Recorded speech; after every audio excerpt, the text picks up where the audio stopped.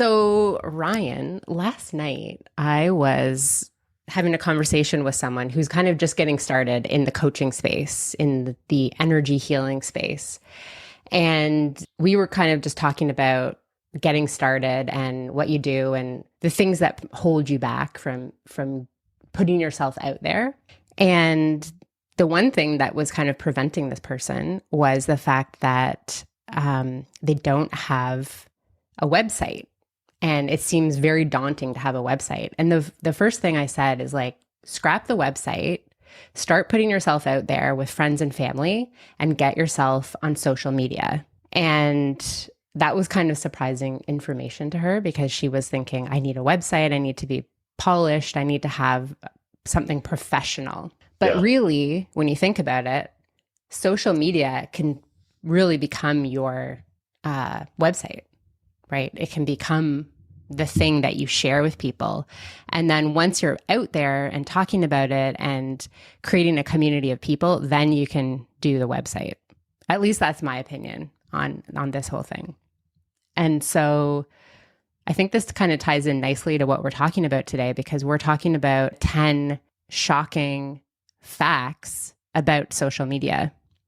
And the first point is really going to help people understand what I'm talking about. By the way, listeners, if you hypothetically had a choice between a website and social media to establish your online presence on, I'd pick social media 10 times out of 10 personally. Yeah, me too. But, hey, to each their own. Although this is the social media season. So yeah. Anyways. Well, and even, if you're on the fence about, do I do a website or do I go after social media? This might be the episode for you. The episode that might push you to the social media side if you've been leaning towards getting that website up there. And if that's the kink in the hose that's preventing you from just going out there with your business, you may feel differently after you hear these facts. Cool. Okay, are you ready to shock and awe? Yeah. I'm ready to dive into these shocking facts that nobody's talking about, that they don't want you to know, that I don't know who needs to hear this today, but here they are, to give everybody a whole bunch of cliche clickbaity ways to introduce this list. Number one. Yeah. Wait, hold up. Before we go there, let's tell people where they can find us. I'm currently in the city of Gatineau, Quebec. Still free coffee for anybody that swings by my office. Oh, you mean online where they can find us? Yeah. At Ryan Montes NLP on Instagram. And the Simple Social Sanctuary is the membership to join for social media coaching. If you're a coach or a hypnotist or have an online service, that's me. Cool. And you can find me at Alana Banks Coaching on Instagram. And if you want to get a private palm reading, send me a message at Alana Banks Coaching, because that's what I'm doing right now. I'm doing palm readings, helping people figure out themselves through their palms. Yeah. I had a public palm reading with Alana Banks a few months ago in the middle of a bar. Everybody could see. Everyone can know all my secrets from my palm. Yeah. So I do recommend the private. Go for the private palm reading. Yeah. Yeah. The private one is the way to go. Yeah. Just in the last month, I've read about 100 palms. So I'm really good at it. Yeah. You must be tired of people's hands. Yeah. No, you know what? Shoulder. Every time I see a poem, I'm always like, oh, wow. New poem. Yeah. Cool. All right, let's get into the list. Let's do it. Number one on the list. It is shocking to many people, I'm sure. There's over 3.8 billion users, billion with a B, users as of 2023 on social media. 3.8 billion. Pretty good. That's a lot of potential customers and clients. Yeah. And you're going to have more people. You're going to reach more people with social media and that 3.8 billion users than you are with your website, most likely. Probably. And there's that's nearly half the world's population. That's what I was going to say. We're nobody knows the exact population of the Earth, but we're approaching 8 billion. Yeah. We know. And so 3.8 billion people on social media. I mean, when you factor in of the world's population, a lot of those people are, you know, very small children who don't yet use the internet, Yeah. or whatever. Like 3.8 billion is a lot of a lot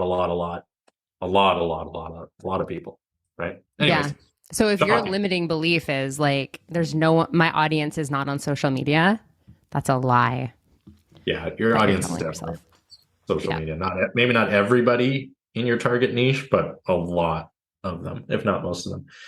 All right, All let's right. go to number two is user influence on purchasing decisions. So it says here around 70% of users learn about new products or services through social media, and over half of social media users use the platforms like Instagram and Facebook to research products, purchases, etc., making social media a powerful platform for influencing buying decisions. And this is absolutely true. This is Yeah. absolutely true. More than ever, people are factoring in the research that they do on social media into their buying decisions. And there's been a lot of high ticket things that I purchased that I found out about on social media, researched on social media, connected with the seller via social media. And the whole like research and buying process happened all on social media platforms. And that's how most of my high ticket clients and students have come to work with me too. Yeah. Yeah. That is really important. And like, I don't know about you, but whenever I am doing any type of research for something, the first place I go is social media, right? Yeah. Like, and if they don't have a social media presence, I'm like, that's weird. Yeah. That's immediately what I think. Yeah. Um, and I might, bypass that person if they don't have a social media presence, which is why it's really important. If you don't have one, maybe start using it Yeah. because you never I know agree. who you're going to meet, right? And the opportunities, like, you know, well, you know this, Ryan, but like I'm in Southampton, Ontario for the summer, and I just happened to put out on a Facebook group that I'm offering palm readings in person because I'm here. And that group for me, there's 9,000 people in the group. And that group for me has given me all of my business this summer. Well, it's only been 1 month, but that's the power that social media has. And a lot of those people then, started following me on Instagram or, did a deep dive to figure out who I am and where I've come from and, what else I have to offer. Like I'm not just a palm reader. So it's really important. Yeah. Definitely. Definitely. I'll give you a small metaphor, audience. I don't know if you'll remember this, Alana, because most people weren't even aware that this was happening. But back around the time the internet was starting out and we had dial-up internet, Mm-hmm. and there was like the internet. You connected to the internet, and then you had access to the World Wide Web, which was what we used to call this network of websites.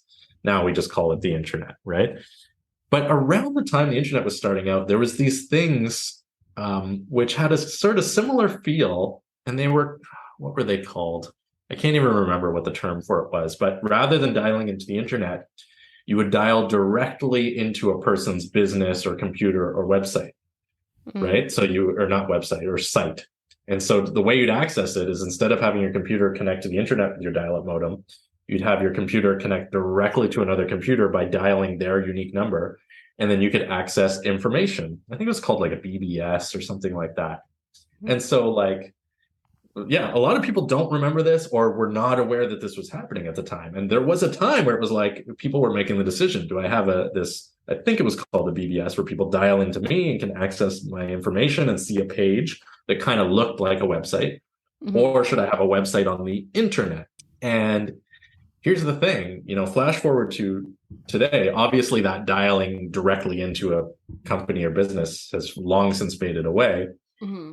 But, at the time, those people who were choosing only to have that BBS thing rather than have an internet website, that's sort of like the people today who are choosing to have only a website and not embrace social media. Yeah. Everybody's over here on social media, sharing information and thriving and like, and doing research and making deals and connecting with each other. And the people who are shunning social media and only have a website, you don't even know what you're missing. Yeah. right? They don't even know what they're missing. Just like the people back in the day who had the BBS, like, this other thing, they didn't even know what they were missing on the internet. When they found out, they left that other thing behind and like embraced the internet. So if you're a listener and you know what I'm talking about, if you remember this technology where you could dial into somebody's site, shoot me a message and tell me. Anyways, Yeah. The other thing I wanted to add to that is like there are, 7, 8 figure coaches who don't even really have much of a website and they're running their business through social media. I mean, you want to have some type of a website, but the thing is it doesn't have to be this like super profesh looking, like amazing website. It can just be a little corner that you have, but most of your work you're doing on social media. yeah, exactly. I looked it up and I was right. It was called the BBS, which stood for a bulletin board system. Oh, There's an article on The Atlantic called The Lost Civilization of Dial-Up Bulletin Board Systems. Oh, I'm getting a little bit nostalgic because there was like you felt like a hacker when you would like connect to these systems and it was like there was, you know, information and stuff you could download. Anyways, that's not what today's episode is about. Google it though, BBS. Number 3 on the list is the Generation Z dependence. Okay. Over 90% of Gen Z, which is anyone born 1996 or later, say that social media is their primary source of purchase inspiration, putting it above all other media forms like television and print. yeah, I And believe that. so 1996, yeah, so that's a big part of the population, big part. And I agree with this. Um, Yes, I yeah, do too.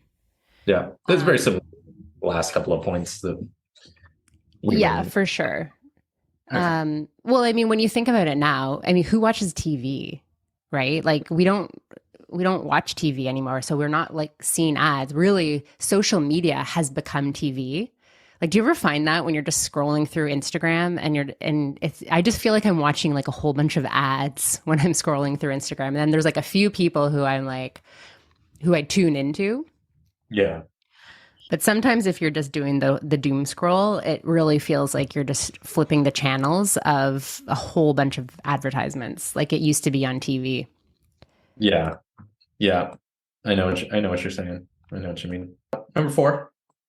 Yeah, number 4, short attention spans. So, with the rise of social media, attention spans are decreasing. The average person spends only about 1.7 seconds on a single piece of content on their mobile device. So, really, this means like you have to create really engaging content in order to attract your person. Because it's like when you're scrolling, right? Like it's unless they know you already.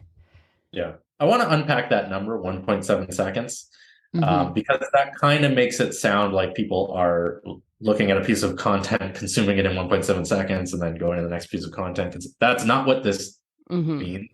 It means that's the average, meaning they skip over most pieces of content. And then when they stop on a piece of content that they want to consume, they spend as much time as it takes or as they prefer Yeah. to consume that piece of content. So I don't want anyone to be fooled by that Mm-hmm. number. And also, I don't think it's appropriate. There's a lot of like judgment, like, oh, people are have these short attention spans these days. This is not necessarily a negative thing. I mean, there's room for debate here, but we're just consuming information differently Yeah. than we did in the past and I would say it's not better or worse. It's just the way people consume information has changed. The Yeah. point of this is you need to catch your audience's attention early on in your content. And likewise, musicians have adapted to the way people consume information. If you listen to songs from the 70s, 80s, and 90s, a lot of them have these long, slow intros that build up to, kind of the main part of the song. Yeah. Music made in the last 10 years is very different. A lot of songs have hooks right in the first few seconds because musicians recognize that if you don't catch your audience's attention, in the age of streaming, where the audience has total control over what they listen to and for how long, which we didn't have in the past, they're Mm-hmm. going to go on to the next song. Yeah. Yeah. Same with content, same with videos. Again, people can say that's horrible or that's great or whatever. I say it is what it is. That's where we are right now, and embrace it. Right? Exactly. Like that's what we're doing. And that's how people are consuming content. Like it's no different than when people used to watch TV or listen to the radio or read the newspaper, right? Like this is the age we're in now, and we have information at our fingertips. So if you want to be relevant, you need to be that information that's at people's fingertips. Yeah, absolutely. Yeah. Cool. Okay. All right. Number 5 is increased ad spend. Global social media ad spend reached nearly $110 billion in 2021 and continues to grow annually. The growth rate signifies the increased importance and dominance of social media marketing in the advertising world. So, yeah, there's been a shift. People are spending more money on social media advertising than on traditional advertising like TV and, newspaper and all that stuff. This shift is really not new. No. And it just goes to show, like, if people are spending 110 billion on social media ads, what do we think the value of transactions that are occurring via social media sales are? If people are spending 110 billion on the ads, and we want to see a return on investment for ad spend, the overall money that's moving through or because of social media is way, way, way more than that, right? Yeah. And so is there an opportunity for sales and connecting with your clients and making transactions via social media? Undeniably. Yeah. Yeah. And when it comes to the analytics side of it too, right? Like it just makes so much more sense to do your ad spending on social or digital, because you can figure out how many people are clicking, how many people are watching, how many people are buying as a result, right? You put a billboard up on the Gardiner Expressway in Toronto. Yeah. You have no idea what's happening with that ad. No idea. No idea. Somebody draws a mustache on it with spray paint. Exactly. Boom. And you're done. You're cooked. Cool. All right. That one works. Number 6. Video content dominance. This one should not be a surprise. Video is the most engaging form of content, with posts containing videos having 48% more views. By 2022, online videos were predicted to make up more than 82% of all consumer internet traffic, which was 15 times more than in 2017. The moral of the story, the moral of number 6 is, if you've not yet embraced being on video on social media, it's probably a good idea to do so. There's a lot of coaches that, have fears around this or reluctance, don't want to be seen, and that's fine. No one's going to force you. But if you're interested in marketing and making sales of your valuable product or service, there's not much that beats being on video, either live or recorded videos. Yeah. This one I'm kind of like, ugh, because I mean, obviously I love watching video too, but I feel like if you're the type of person who doesn't really want to show up on video, or, just can't for whatever reason, I think it puts you at a disadvantage, and that kind of sucks. It does put you at a disadvantage. It does suck, but it's not anybody's fault. I mean, that's the way. Yeah, that's the way it is. That's the way the consumer wants to consume information, right? Yeah. But it's just kind of like I feel like now as a solo entrepreneur, you almost have to become like an actor in addition to like doing your business and like, going out there and putting yourself out there and your content.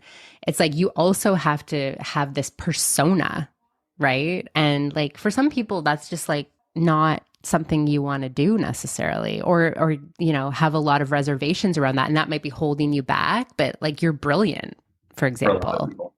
For a lot of people. Yeah.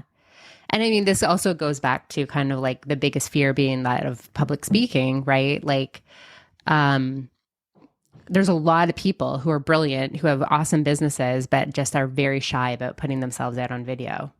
Yeah. Not saying it's possible. It's doable to be successful in business without. Oh, totally. But it's better. It's advantageous if you also have like a witty cute, cool sense of humor, and you can put yourself out there on video and like, be attractive, right? And you know what? I think maybe. I mean, witty. All those things. I think those are all optional. I think a person can, as long as you're able to show up and genuinely share information. You don't need to be funny. You don't need to be, a snappy dresser. There's a lot of people out there online who share tremendous value, and they're not, sort of witty or really sharp or Yeah, really. that's true. That's true. Is that going to help you and maybe make it easier? Maybe, yeah, maybe. But I think, well, let me put it this way. A person who's not all that great of a public speaker, but still shows up and shares valuable information is light years ahead of the person who never shows up to begin with. True. Yeah. Yeah. Yeah. Cool. All right. And hey, folks, if you want to be on video and you have apprehensions because you're afraid of public speaking or whatever, there's lots of really good solutions, right? Talk to Alana Banks about hypnosis. Go join Toastmasters to build your confidence. Like, there's a lot of good options to overcome that. Okay, enough of that. Yeah. Enough of that one. Number 7. What's number 7? Impressive ROI. So businesses earn an average of $5.20 for every dollar spent on advertising on Facebook. Interesting. So this is 2023, July 2023. We're talking about this. This high return on investment makes social media marketing a cost-effective strategy for businesses of all sizes. And that's an average ROI. A lot of people make a lot more on a lot more of a return on investment, because a lot of people spend zero on social media and make 5 or 6 figures a year, or more for some people. Yeah. If you play your cards right on social media, you can spend zero other than your time and energy investment and make a lot of sales and connect with ideal clients. You really can. I have. Many of my colleagues have. Many of my students have. Totally doable. Yeah, right? Totally doable. And then, if you want to go the ads route, right? I think it's a matter of really kind of like finding that sweet spot, right? Of cracking the Facebook ads code when it comes to getting yourself out there with ads, because it can be daunting. Like, I would say, if you're going to go the ads route, really like invest in an expert who knows what they're doing. Yeah, that's kind of my opinion, because I've done the Facebook ads for when I had my fabric store, and God, that's a whole other can of worms that I don't want to get into. Cool. Agreed. All right. Number 8, influencer impact. Influencer marketing is not a fad. In fact, nearly 89% of marketers report that the ROI, return on investment, from influencer marketing is comparable to or better than other marketing channels. So all influencer marketing means is that you get somebody who already has an audience that trusts them to talk about your product or service. And it could be, they might explicitly state that they're promoting you, or it might be a more indirect promotion where, they bring you on to interview you or whatever. This type of marketing, when done in integrity, can be highly profitable and a win-win scenario for the consumer, the so-called influencer, and the service provider. And it works, right? There's weird negative connotations these days attached to the word influencer, but we don't need to. Like, an influencer, like, there were people who were influential existed well before the internet or social media. Totally. Yeah. Just a trusted person that has an audience, right? Yeah. I love this one because, well, in a way, we've kind of done that, right? Like, it's like, I trust you, you trust me. We have this podcast together. We have kind of different audiences, but, it creates more opportunity, right? And I think I talked about this another week. I didn't talk about this specifically, but there's this tarot card reader that I love following, Chris Corsini, and he like blew up during COVID, but he did this as well. He kind of like not partnered, but he became digital friends with an astrologer and then another woman who reads tarot cards, and they would just kind of like talk about each other, and then all of their audiences started to grow because they were kind of promoting each other, and they're all in Yeah. the same like in a very similar niche, and it's cool. So like find your digital friends who are going to promote you and cheer you on, and all those things. Don't look at everyone as competition. Yeah. Definitely agree. Yeah.